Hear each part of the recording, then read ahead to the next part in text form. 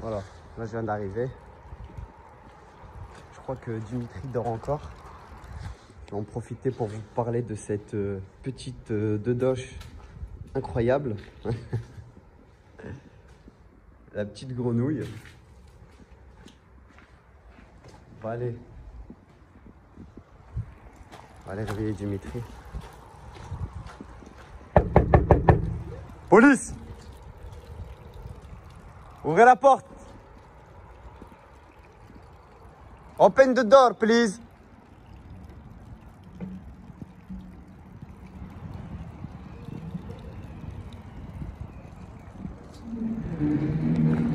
Regardez-moi ce beau gosse.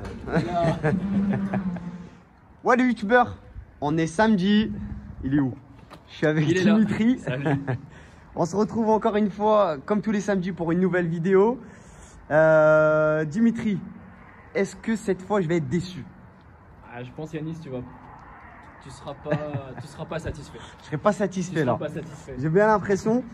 Alors pour revenir, la semaine dernière, on avait fait la première partie donc de la Maserati. Absolument. On nous l'a déposé du coup pour, enfin, on te l'a déposé pour une préparation esthétique. C'est ça. D'accord. Une semaine de taf, ça n'a pas été trop dur? Non, ça va. Ça a été un pur plaisir comme d'habitude. Quelques galères sur l'intérieur, mais je t'expliquerai ça après. D'accord, ok.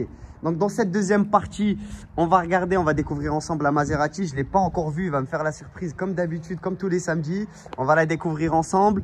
En fin de vidéo, on va discuter un petit peu par rapport aux prochaines vidéos qu'on a préparées. Surtout sur la petite surprise que je t'ai ramenée, que je t'ai prévue pour samedi prochain. Et pour ma E36. Ensuite, qu'est-ce qu'on fait, Dimitri? On ouvre la porte, non? Ensuite, je prends la voiture parce que le propriétaire me laisse repartir avec pour lui ramener à la maison. Je vois là-bas un jeune RS6 incroyable. Ça, c'est à toi, Dimitri, tu me l'avais pas dit. Ouais, c'est la mienne. J'en ai plusieurs comme ça, mais je préfère venir au taf avec une voiture discrète. Je comprends. 1,4 litre HD, nous, on est habitués. Ok. Donc, ouais, du coup, le propriétaire me laisse repartir avec la voiture. Je suis super content. Je vais pouvoir l'apprécier un peu plus sur la route. Dimitri, ouvre-moi cette porte que je découvre la Maserati et ton travail du coup.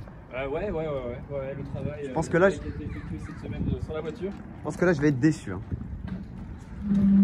Oh là là là là, mais la déception totale. Ah là, je suis déçu là, Dimitri. Je suis déçu. Je me disais que ça te plairait pas. Ah? Ouais, j'étais persuadé que ça te plairait pas. Ah là, je suis complètement déçu là. Non, mais regardez l'état de la voiture. Regardez comment il me rend la voiture. Non mais sans déconner, comment tu fais? Explique-moi comment tu fais. Bah en fait il faut que je te dise, je les revends et j'en rachète des neuves en fait. Des neuves. Bah, je fais un petit tour rapide de la voiture. Alors pour ceux qui n'ont pas vu l'état d'arrivée de la voiture, la vidéo est toujours disponible sur YouTube. Hein. Allez faire un petit tour. Vous allez voir que là Dimitri, il a fait un sacré travail. Parce que franchement, on l'avait ramenée, elle n'était pas très belle. Hein. Non, elle était dans un sale état, surtout très peu entretenue et très micro-rayée. Comme souvent sur ce genre de véhicule. En plus, dans une livrée noire, c'est souvent. Ouais, là, mais incroyable. Je sais pas si on voit bien à travers la vidéo, mais là, le travail, il est incroyable. J'ai presque envie de l'acheter. Presque. Ah, faut voir avec une fois que tu l'auras ramené et que tu l'auras essayé, à mon avis, tu voudras l'acheter. Ah ouais, là, déjà, je suis super content déjà de repartir avec. Mais là, Dimitri, bon, voilà. Alors, dites-moi en commentaire hein, si vous aussi vous êtes déçus comme moi. Mais là, c'est hashtag déception. Hashtag déception. Voilà. Behind the wheel, il faut pas venir chez lui, on est toujours déçus. Regardez l'état de la voiture. Non mais franchement, encore une fois, tu as fait un super travail. Bah, écoute, merci beaucoup Yanis. Écoute, c'est vrai qu'elle est vraiment jolie. Et après, je tiens à dire que l'intelligence du proprio, c'était de refaire les jantes. Ouais. Parce que bien souvent sur ce type de véhicule, les jantes sont abîmées parce qu'elles n'ont pas été épargnées par les bordures, etc., les trottoirs. Ici, le proprio les avait refaites et ça fait toute la différence en fait. T'as beau faire un super travail sur une caisse, si tes jantes elles sont ravagées, le résultat il n'est pas cohérent. C'est vrai, c'est vrai. Donc je tenais à signaler, bien vu. C'est ce que j'avais dit, enfin je t'avais dit ce matin quand on en discutait, que tu m'avais dit que les jantes, c'était, moi je te disais, c'était la paire de baskets, tu vois. T'as beau avoir un beau smoking, si tu as des baskets pourries, la tenue, elle ne va pas. D'accord, tu vois que les baskets et pas le reste. Exactement. Alors, du coup, les amis, le temps que je découvre cette petite voiture, on se retrouve tout de suite. On va faire un petit tour avec Dimitri, il va nous expliquer un peu tout le travail qu'il a fait sur la voiture, sur la partie extérieure. Ensuite, on va regarder ensemble, Dimitri, l'intérieur, parce que je crois que tu as fait aussi une préparation pour l'intérieur. Ouais, ici, on a travaillé sur l'intérieur. Je pense que sur la vidéo précédente, on parlait un peu de certains points sur lesquels on va s'arrêter tout à l'heure. Donc, il fallait travailler sur l'intérieur. D'accord. Vraiment. On voit ça tout de suite. Je me mets sous un autre angle et on se retrouve tout de suite, les amis. Les amis, on se retrouve, comme je vous ai dit, sous un nouvel angle. Dimitri va nous parler un petit peu de ce qu'il a fait sur la partie extérieure de la voiture. Absolument. Et tout de suite après, on va regarder l'intérieur, parce que je crois que sur l'intérieur, tu as galéré aussi un petit peu. Ouais, sur l'intérieur, j'ai vraiment galéré. Sur l'extérieur, c'est vrai que ce sera souvent le même procédé. Donc on est toujours sur un lavage complet du véhicule avec les bons produits et les bonnes techniques. Ça, c'est une base. Puis ensuite, il y a une décontamination complète qui se fait à base d'argile et à base de décontaminants chimiques.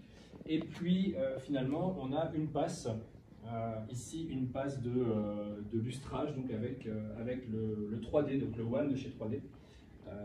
Ce qui fait qu'on obtient ce résultat-là. Voilà, elle brille. Ouais, elle brille vraiment bien. Donc comme je le disais tout à l'heure, je pense qu'elle était vraiment très micro-rayée. Ouais. Ce qui empêche, si tu veux, le brillant de la peinture de ressortir. D'accord. Et on s'en rend pas compte parce qu'en fin de compte, si tu veux, si on n'entretient pas son véhicule correctement dès le départ, ça vient petit à petit. Et finalement, au bout de 2, 3, 4, 5, 10 ans, la peinture, elle n'a plus du tout son éclat de jeunesse en fait. Okay. Ce qui fait qu'effectivement, quand tu passes un coup de lustrage, parce qu'on est toujours que sur de lustrage, et sur du polissage, c'est vraiment la base, eh ben, on obtient ce genre de résultat. Attends, je pourrais même filmer, regarde là je te vois à travers, je pourrais même filmer comme ça tellement que la voiture, elle brille. Pour tous ceux qui ne l'ont pas vu quand elle est arrivée, la vidéo, elle est toujours dispo, hein. Je le répète parce que pour le coup, il faut vraiment voir l'avant-après. Je voulais pas vous le faire en une seule vidéo parce que sinon, ça aurait fait une vidéo d'une demi-heure et après, c'est trop long et on n'a plus de chips pour finir la vidéo. Tu vois. Mais allez voir l'avant sur la vidéo qui est juste là en partie 1. Franchement, le travail, il est incroyable. Tu te souviens, je t'avais montré ici, il y avait des petites auréoles de calcaire de je sais plus quoi là. Ouais, c'était... et tu avais tout rattrapé. Elle était assez ravagée. Au niveau calcaire, mais ça c'est pas très grave parce que ça part relativement facilement juste au lavage. Ouais. Par contre, il y avait des zones beaucoup plus problématiques sur la carrosserie, des taches blanches qui étaient dues à un mauvais lustrage, je pense. Ah ouais, de base. Ouais, de base. Ouais, sûrement. Mais bon, en soi, voilà, ça a été relativement facile. Et alors, ce joli brillant qu'on peut voir maintenant sur la peinture, et il est aussi dû grâce à la protection que je lui ai mise, qui est une protection de chez G-Technique cette fois-ci, le C2V3. Alors c'est une cire liquide infusée de céramique. Donc l'avantage de cette protection, c'est qu'elle a une durabilité donnée jusqu'à 4 à 6 mois, et que tu peux l'appliquer en plusieurs couches. Donc ici il y a eu 2 couches, ce qui fait qu'elle est protégée a priori pour un an, un peu comme sur la VR6. Sur VR6, tout à fait. D'accord. Ok, on va regarder à l'intérieur, Jim. C'est parti. Allez, vas-y. Bienvenue dans ton salon. Incroyable. Ah mais attends, t'as dû mettre quelque chose là pour le cuir parce que il n'était pas du tout comme ça quand on l'avait ramené. Hein.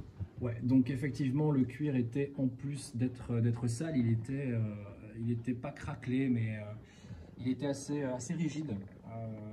Donc je sais pas si tu te souviens, il y avait aussi pas mal de taches noires sur, je me rappelle. Sur le cuir, des petites projections. Exactement. En fait, c'est simplement la couche qui est posée sur les boutons, tu sais, cette fameuse pellicule un peu caoutchouteuse, qui se détache de ces boutons et qui vient se poser sur les cuirs. Et si c'est pas nettoyé tout de suite, c'est vrai. Dessus, et finalement ça s'incruste. C'est vrai que ça a été la grosse galère. Ouais, bah oui, parce que je me souviens ici, là, il y avait plein de taches noires. Vous verrez dans la vidéo, on les voit bien. Et là, pour le coup, il n'y a plus rien. Donc franchement, incroyable. Et puis le cuir, tu m'as dit, il était dans un état... Ouais, le cuir était dans un état assez pitoyable. Ah ouais, final, je vois. il était très sale. Excuse-moi, je te coupe, Jim, mais tu vois, c'est vraiment dommage. Tu vois, c'est vraiment le seul reproche que j'aurais à faire aux constructeurs de ces époques-là. Regarde, tu vois, parce que là, regarde, tu as tout bien rattrapé, c'est propre, c'est beau, ça brille. La petite carte avec les coordonnées de Jim, hein, n'hésitez pas. Alors, c'est un plus 32 parce qu'on est en Belgique. J'arrive pas à dézoomer. Attends. Voilà. Tac. Donc, là, ouais, je vous disais la petite carte pour Dimitri. N'hésitez pas à le contacter si besoin parce que vous voyez, là, on est quand même quelque chose d'incroyable.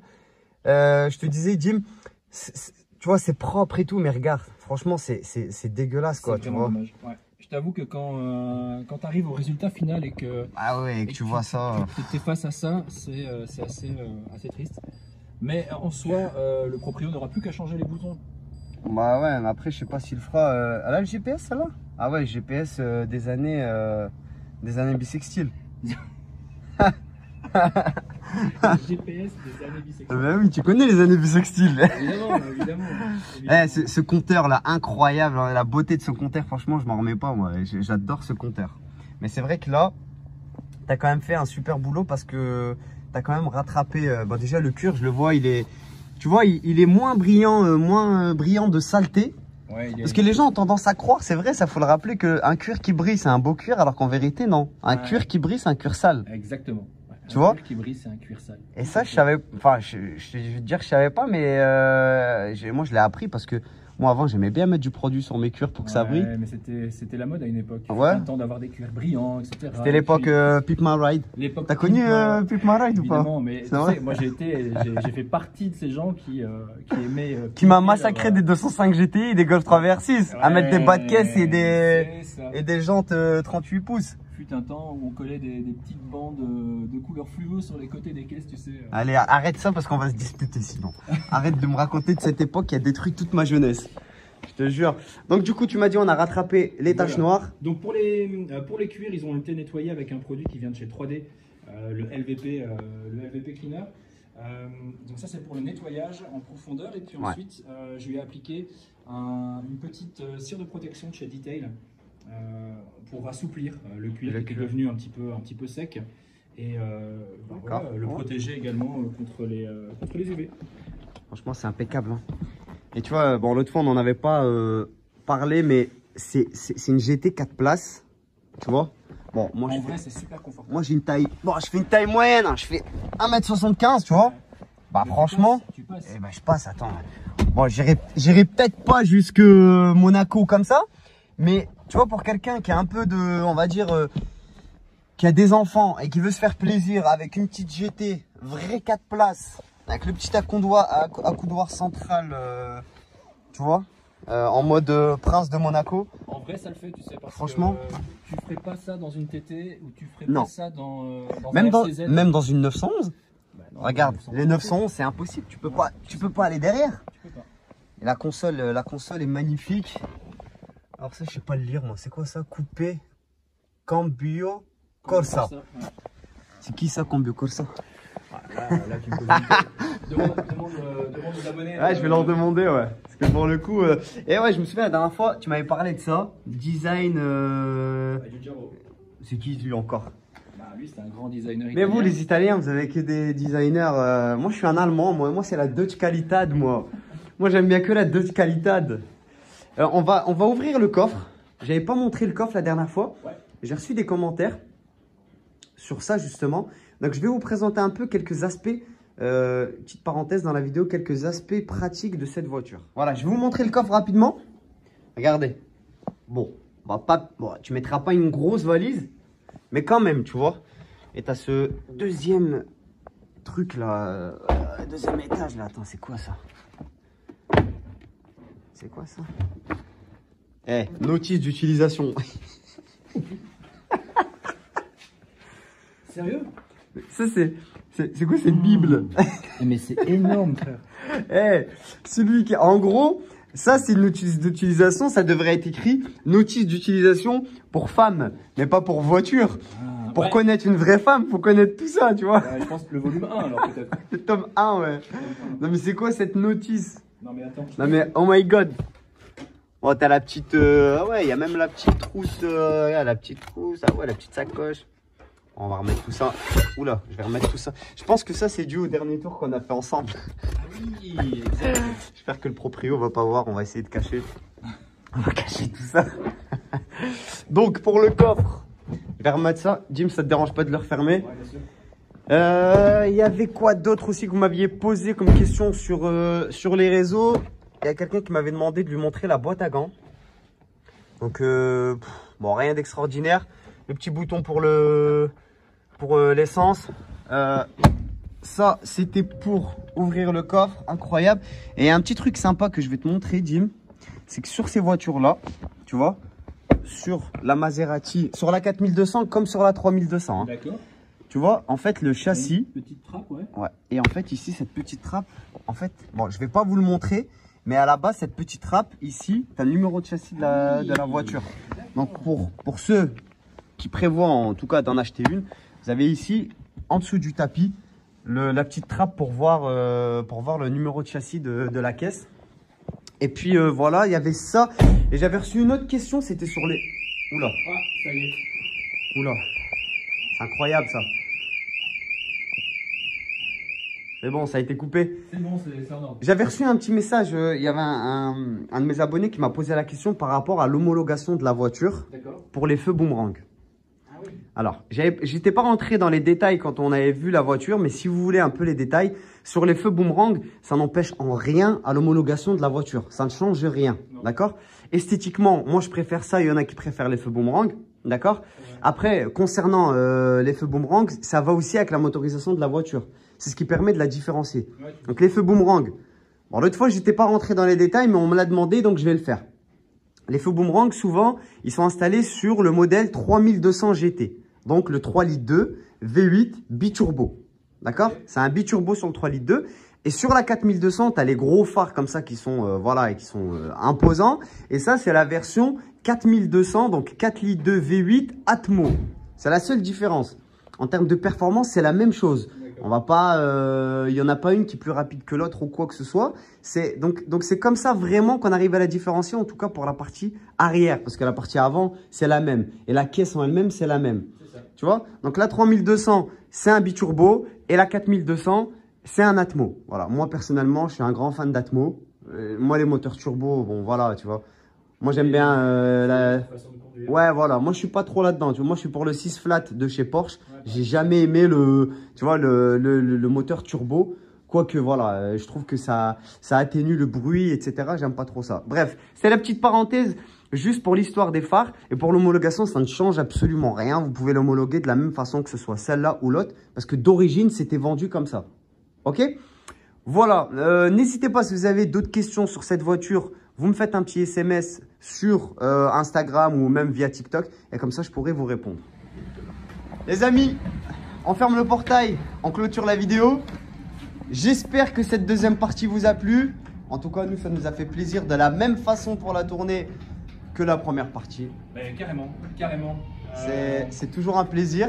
C'est un plaisir de découvrir quand elle arrive. C'est vrai. C'est un plaisir de la voir partir aussi. Bon. J'espère que le proprio sera... Bah là c'est moi qui va kiffer en repartant, parce que là, je vais repartir en roulant avec. T'éviteras de rouler trop vite quand même, parce qu'il fait pas très beau. Non, mais t'inquiète. C'est dommage de la salir. J'adorerais rouler avec toi en repartant, là, avec sous la pluie, que je puisse te faire peur un petit peu. Ah non, parce que ça plaît aux gens de voir ta tête effrayée par... J'ai l'impression. Donc voilà, merci à tous en tous les cas de nous avoir suivis pour cette deuxième vidéo. Faites-nous un petit retour dans les commentaires comme d'habitude. Sur le TikTok de Jim, vous avez le mien aussi. Sinakar et Behind the Wheel. Voilà, on reste ensemble. N'oubliez pas, abonnez-vous maintenant parce que quand on sera des stars, il sera trop tard. Il sera trop tard. Allez, bisous, bisous. On se retrouve bientôt pour 2 vidéos. Une avec la surprise que je ne peux pas dire à Dimitri. Tu l'auras. Je pense que celle-là, là, je vais complètement changer de gamme par contre. Ah ouais, d'accord, ok. Ouais, là, je vais changer de gamme. Okay. Là, on était sur de l'ancienne. Là, je vais te ramener un truc très récent. Voilà. Chouette. Pour une fois, on va changer un petit peu. Et on se retrouve aussi avec la vidéo de la E36 parce que ça y est, je l'ai immatriculée, j'ai eu les plaques, elle est nickel. On va lui faire une petite beauté avant de la vendre. D'accord. Et moi, je vais passer la journée avec toi complète. On va la laver. En tout cas, je vais te regarder faire. Moi, je vais te filmer. C'est ça, tu vas me regarder faire. Moi, je vais te regarder faire. Et donc, voilà, bon, restez bien abonnés. Comme ça, vous aurez bien nos vidéos à chaque fois avec Dimitri. C'est toujours un plaisir. À bientôt. Ciao, ciao. Gros bisous.